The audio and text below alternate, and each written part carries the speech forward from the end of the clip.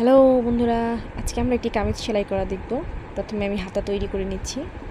হাতা সেলাই করে নিয়েছি উপরের অংশে, এখানে একটি জোড়া পড়েছে। হাতার সামনে আমি একটু ডিজাইন করে নিচ্ছি, আমি পাইপিং করে নিচ্ছি।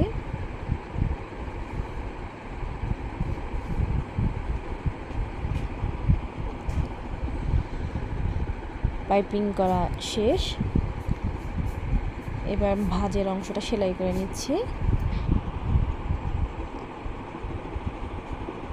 এবার নিচের যে আমাদের সাইড সেলাই অংশটা থেকে সেই অংশটা আমি সেলাই করে নিচ্ছি। আমি ডাবল সেলাই করে নিব যেহেতু হাতার নিচের অংশ।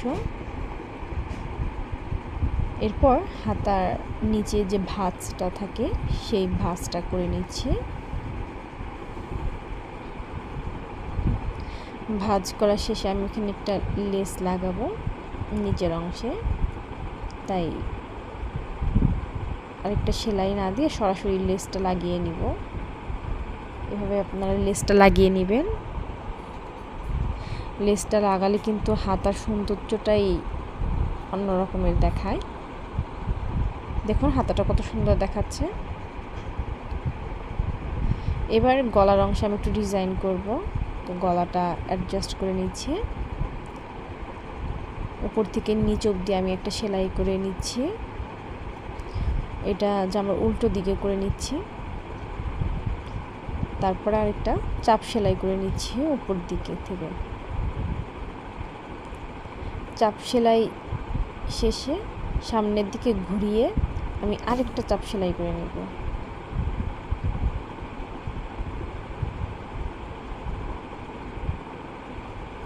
এবার গলার সাইড অনুযায়ী যে ডিজাইনটা উপর থেকে নিচ অবধি যে পানাকৃতির শেপ হয়েছে সেই শেপের সাইড দিয়ে আমি লেস লাগিয়ে নিচ্ছি। দেখুন কত চমৎকার দেখাচ্ছে। এবার কাঁধের অংশটা আমি সেলাই করে নিচ্ছি। আমি ডাবল সেলাই দেব।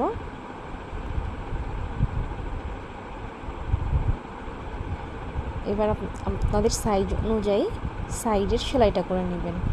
কোমর অবধি আমাদের যে সেলাইটা থাকে ফাড়ার, সেই অবধি সেলাই করে নেবেন। ডাবল সেলাই দেব আমি।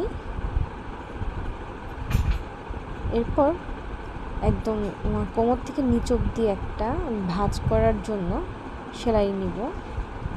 সেলাই করে মাঝখানে ভাঁজ করে নিব। ভাঁজ করে কাপড়টা উল্টিয়ে দিব। এতে কামিজের শেপটা অনেক সুন্দর আসে। নিচে আমাদের যে ফাঁকা ফাড়া অংশটা থাকে সেই অংশটা দেখতে অনেক সুন্দর লাগে এবং অ্যাকুরেট হয় দুই পাশে। অনেক সময় দেখা যায় যে এক পাশ একটু বেশি বাঁকা হয়েছে, এক পাশ একটু ছোট হয়েছে। এভাবে সেলাই করলে আসলে সেই সমস্যাটা হবে না। আর আমাদের যেখান থেকে ফাঁকা অংশটা থাকে সেখানে দেখা যায় অনেক সময় টান লেগে ছিঁড়ে যেতে পারে। সে কারণে সেখানে এক্সট্রা আমি কাপড় লাগিয়ে নিচ্ছি, এতে সেলাইটা ছিঁড়ে যাবে না।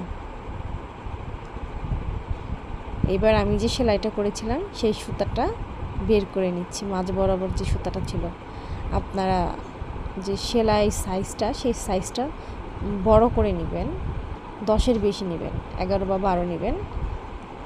তাহলে সুতাটা টান দেওয়ার সাথে সাথেই বের হয়ে যাবে। দুইটা সেলাই করা শেষ। এবার নিচের অংশের আমি ভাঁজটা করে নিচ্ছি এবং সেলাই করে নিচ্ছি।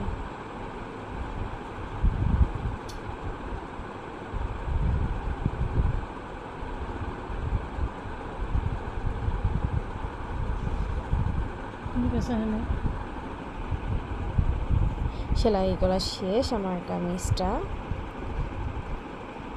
এবার হাতা জোড়া লাগাবো।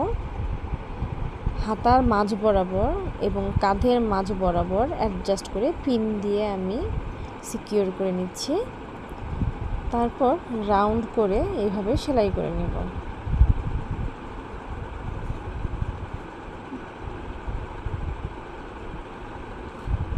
আমি দুইটা সেলাই করে নেব।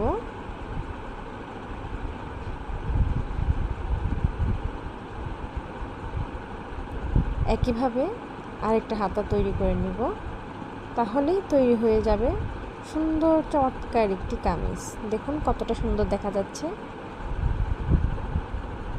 আপনাদের কাছে যদি আমার এই কাজটি ভালো লাগে, প্লিজ আমার চ্যানেলটি লাইক, কমেন্ট, শেয়ার এবং সাবস্ক্রাইব করবেন। দেখুন হাতাটা কত দারুণ দেখা যাচ্ছে।